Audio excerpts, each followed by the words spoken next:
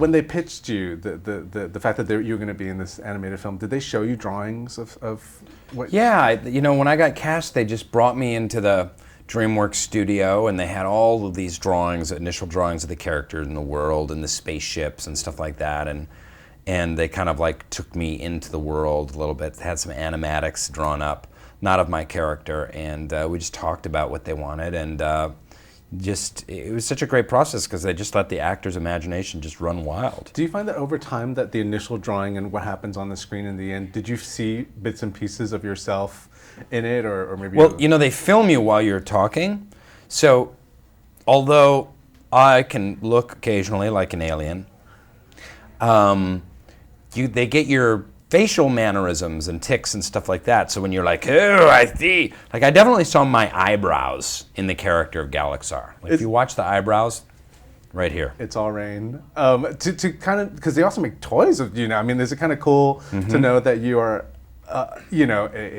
some kid's going to be able to destroy chew on me? Yeah, exactly. destroy the universe of his bathtub with a little Galaxar. There you go. Yeah, I don't know if the Galaxar ones are going to sell so well. These ones are cuter than Galaxar. I'd totally buy Galaxar over. Well, that's just me. But to be a part of a project where there's so many funny voices and stuff, did you get a chance to work with anyone, or was it pretty much separate and solitary the whole time? Pretty much by myself. Okay. Pretty much hung out to dry by the whole process. No, it just was. I was busy on the TV show, and a lot of people are busy with what they're doing. So I was pretty much by myself, but it was great fun. It's just.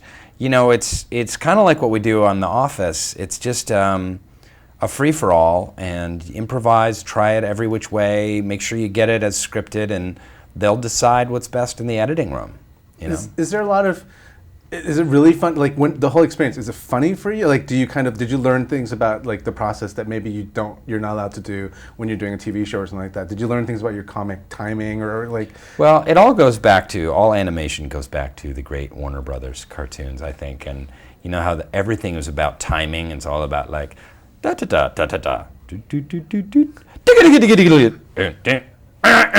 It's, you know what I mean? So you definitely get to play with all of that.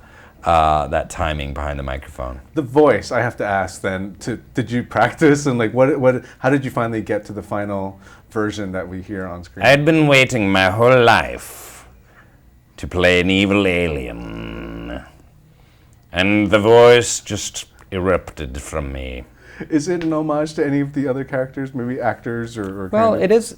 I would say there is a sprinkling of Marvin the Martian. Who is my favorite alien of all time, and a little bit of Predator as well.